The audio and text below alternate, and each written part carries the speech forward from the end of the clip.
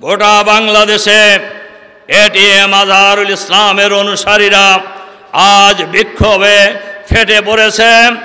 এই বিক্ষোভের পরে যদি এটিএম আজহারুল ইসলামকে মুক্তি দেওয়া না হয়, এরপরে যে পরিস্থিতি তৈরি হবে, এই পরিস্থিতির জন্য অন্তর্বর্তীকালীন সরকারকেই দায়ী থাকতে হবে। আমরা অন্তর্বর্তীকালীন সরকারের প্রধান উপদেষ্টাকে বলতে চাই, যে জনগণ হাসিনার মতো শক্তিকে বিতাড়িত করছে, পদত্যাগ করে পালিয়ে যেতে বাধ্য করেছে, এই জনগণ যদি আবার জেগে ওঠে, আবার রাজপথে নেমে আসে, তখনকার পরিস্থিতি সামাল দেওয়ার ক্ষমতা আপনাদের নাই। আলহামদুলিল্লাহ, আলহামদুলিল্লাহ রাব্বিল আলামিন, আসসালাতু আসসালামু আলা রাসূলিহিল কারীম ওয়া আলা আলিহি ওয়া সাহবিহি আজমাইন।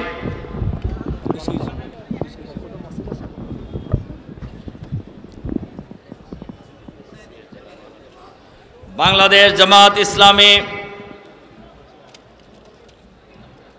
সিলেট মহানগরীয় জেলার উদ্যোগে আয়োজিত আমাদের প্রিয় নেতা বাংলাদেশ জামাত ইসলামীর তৎকালীন ভারপ্রাপ্ত secretary general ATM Azharul Islam ভাইয়ের মুক্তির দাবিতে আয়োজিত আজকের এই বিশাল বিক্ষোভ সমাবেশের জনাব সভাপতি, বাংলাদেশ জামাত ইসলামীর কেন্দ্রীয় কর্ম পরিষদের অন্যতম সদস্য, সিলেট মহানগরী জামাতের সংগ্রামী আমির, সংগ্রামী জননেতা জনাব ফখরুল ইসলাম, আজকের এই বিক্ষোভ সমাবেশের অন্যতম বিশেষ অতিথি, বাংলাদেশ জামাত ইসলামীর কেন্দ্রীয় মজলিস শুরার অন্যতম সদস্য, সিলেট জেলা জামাতের সংগ্রামী আমির, আমাদের সকলের শ্রদ্ধেয় নেতা জননেতা জনাব মাওলানা হাবিবুর রহমান, অন্যান্য নেতৃবৃন্দ, সাংবাদিক বন্ধুগণ, সংগ্রামী সিলেটবাসী, আসসালামু আলাইকুম রহমতুল্লাহি ওয়া বারাকাতুহু। সংগ্রামী ভাই এবং বন্ধুগণ, আপনারা জানেন আমাদের নেতা এটিএম আজহারুল ইসলাম দীর্ঘ 14 বছর যাবৎ কারাগারে বন্দী আছে। এটিএম আজহারুল ইসলাম ভাইয়ের কর্মীরা, অনুসারীরা জীবন দিয়ে ফ্যাসিবাদের পতন ঘটিয়েছে। শেখ হাসিনা বাংলাদেশ থেকে পালিয়ে যেতে বাধ্য হয়েছে।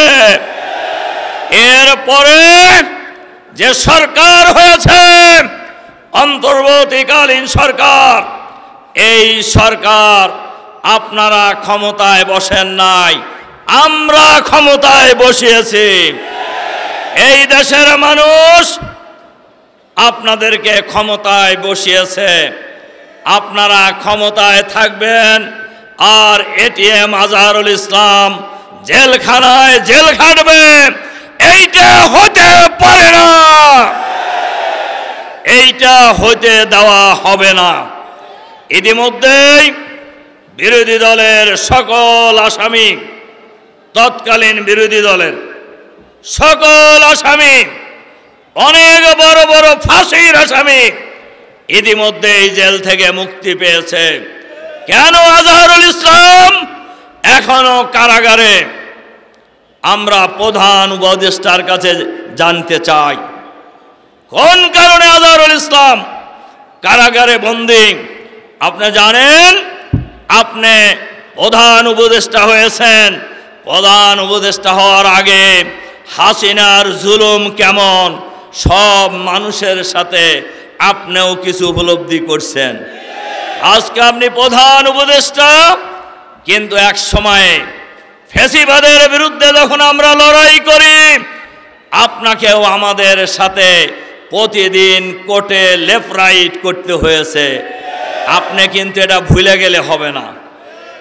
আপনাকে বলি, আপনি জানেন আপনার বিরুদ্ধে যেমন মিথ্যা মামলা দেওয়া হয়েছে, শুধু এটিএম আজহারুল ইসলাম নয়, যে ট্রাইব্যুনালে আমাদের নেতা শহীদ আমিরে জামাত মাওলানা মতিউর রহমান নিজামী, শহীদ আলমুল্লামা দেলোয়ার হোসেন সাইদি, শহীদ কামারুজ্জামান, শহীদ আলী হাসান মোহাম্মদ মুজাহিদ, শহীদ মীর কাসেম আলী সহ আমাদের নেতাদেরকে ফাঁসিতে হত্যা করা হয়েছে, জেলখানায় হত্যা করা হয়েছে।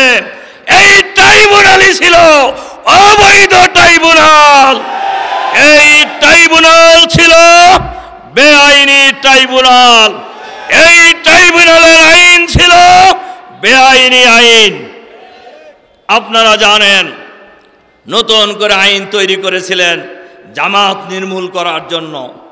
সেই আইনে একজন লোক পৃথিবীর ইতিহাসে সোনা সাক্ষীর ভিত্তিতে আমি শুনছি অমুকে অমুকে মারছে, এরকম সাক্ষীর ভিত্তিতে পৃথিবীর কোনো আইন আছে?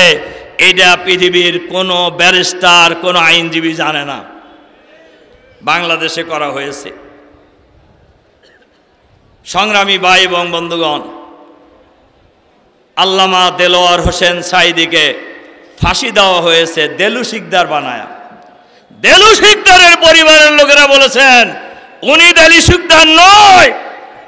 ৭১ সালের পরে প্রকাশ্যে বাজারে দেলু শিকদারকে ওই এলাকার মুক্তিযোদ্ধারা পিটিয়ে হত্যা করেছে। এই দেলোয়ার হোসেন সাইদি দেলু শিকদার নয়।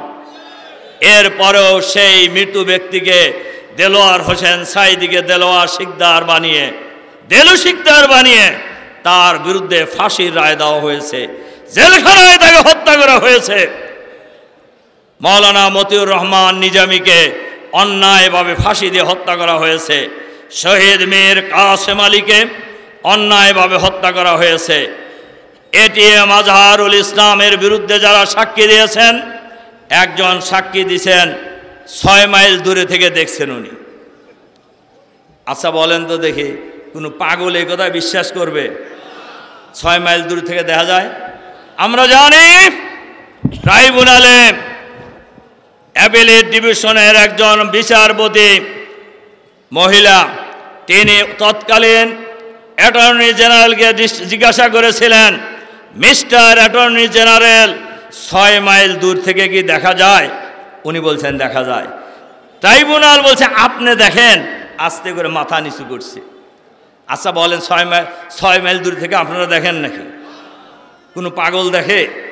এই বিল্ডিংয়ের ওই পারে কি আছে তাই তো কেউ দেখে না। দেখে? আপনারা দেখেন।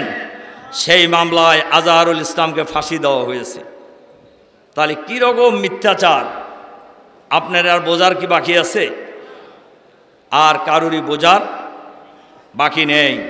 আমরা আজকের এই বিক্ষোভ সমাবেশে আমরা পরিষ্কারভাবে বলতে চাই, এটিএম আজহারুল ইসলামকে এই মুহূর্তে মুক্তি দিতে হবে। আপনারা আজহারুল ইসলামের মুক্তি চান না? গোটা বাংলাদেশে একটু স্লোগান বন্ধ করেন। আরে ভাই স্লোগান বন্ধ। গোটা বাংলাদেশে এটিএম আজহারুল ইসলামের অনুসারীরা আজ বিক্ষোভে ফেটে পড়েছে।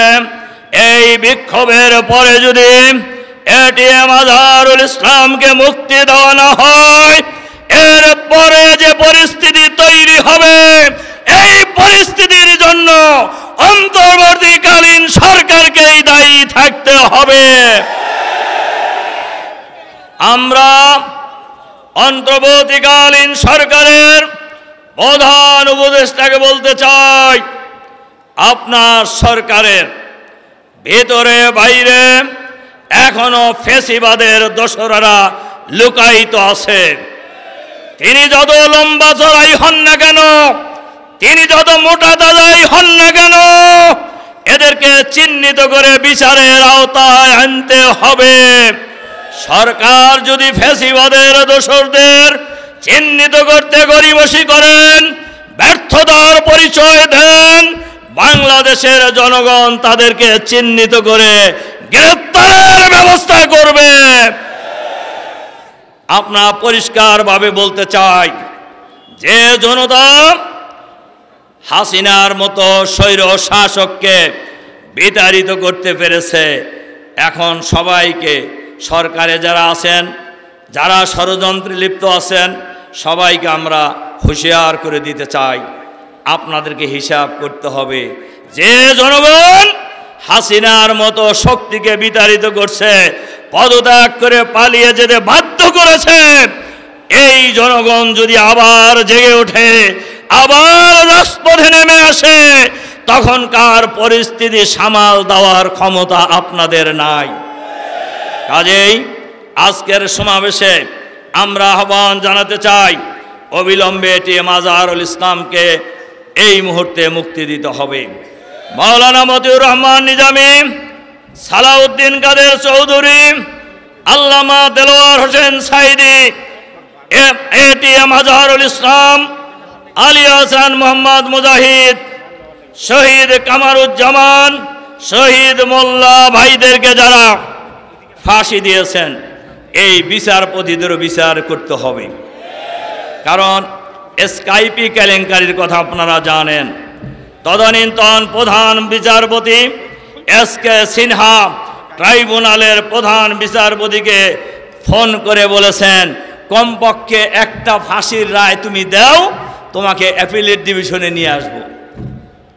এরপরে আর এই বিচারের কোনো বৈধতা থাকে, এই রায়ের কোনো বৈধতা থাকে? আমরা মোহাম্মদ ইউনূস সাহেবকে বলতে চাই, আপনি ঘরের নাই কোর্টে, আপনাকে কিভাবে একতলা থেকে পাঁচতলায় হাইটে উঠানো হয়েছে আপনি জানেন না? এরপরে কেন আজহারুল ইসলাম আজ পর্যন্ত জেলখানায়? এই জবাব কিন্তু আপনাকে দিতে হবে। আপনি এটাও জানেন, ফ্যাসিবাদের পক্ষে যারা নায়ক নায়িকার ভূমিকা পালন করেছেন, তারাও আপনার সরকারে আছে। কাজেই আজকের এই সমাবেশ থেকে আমরা আহ্বান জানাতে চাই, এই মুহূর্তে আজহারুল ইসলাম ভাইকে মুক্তি দিতে হবে। এই মুহূর্তে এই সকল বিচার, অবৈধ বিচারের সাথে যে সকল বিচারপতি, যে সকল প্রসিকিউটররা জড়িত ছিলেন, তাদেরকেও গ্রেফতার করে বিচারের মুখোমুখি করতে হবে। ফ্যাসিবাদের দোসর যে যেখানে আছে, সরকারের ভিতরে বাইরে দেশে বিদেশে, তাদেরকে চিহ্নিত করে বিচারের মুখোমুখি করতে হবে। গণহত্যার বিচার করতে হবে। অবিলম্বে গণহত্যাকারীদের রায় ট্রাইব্যুনালে ঘোষণা করতে হবে, নইলে বাংলাদেশের জনগণ প্রয়োজনে আবার রাজপথে নামবে ইনশাআল্লাহ। যে আন্দোলন রোখার কোনো শক্তি থাকবে না। কাজেই আমরা আবারও অন্তর্বর্তীকালীন সরকারের কাছে এই আহ্বান জানিয়ে আমার বক্তব্য শেষ করছি। আগামী 20 তারিখের মধ্যে আমাদের নেতা এটিএম আজহারুল ইসলামকে মুক্তি দিতে হবে। আপনাদেরকে কথা বুঝতে হবে, এই হাসিনাকে পরাজিত করার জন্য আজহারুল ইসলাম ভাইয়ের কর্মীরা, আজহারুল ইসলাম ভাইয়ের অনুসারীরা জীবন দিয়েছেন, রক্ত দিয়েছেন, হাত দিয়েছেন, পা দিয়েছেন, কিন্তু লড়াই থামায় নাই। আজহারুল ইসলামের মুক্তির জন্য প্রয়োজনে আবার জীবন দেওয়ার জন্য বাংলাদেশের জনগণ রাজপথে নেমে আসবে ইনশাআল্লাহ। সেই আহ্বান জানিয়ে আজহারুল ইসলাম ভাইকে আগামী 20 তারিখের মধ্যে মুক্তি দেওয়ার আহ্বান জানিয়ে আমার বক্তব্য এখানেই শেষ করছি। আল্লাহ হাফেজ। বাংলাদেশ জিন্দাবাদ, বাংলাদেশ জামাত ইসলামী জিন্দাবাদ। আসসালামু আলাইকুম ওয়া রাহমাতুল্লাহি ওয়া বারাকাতুহু।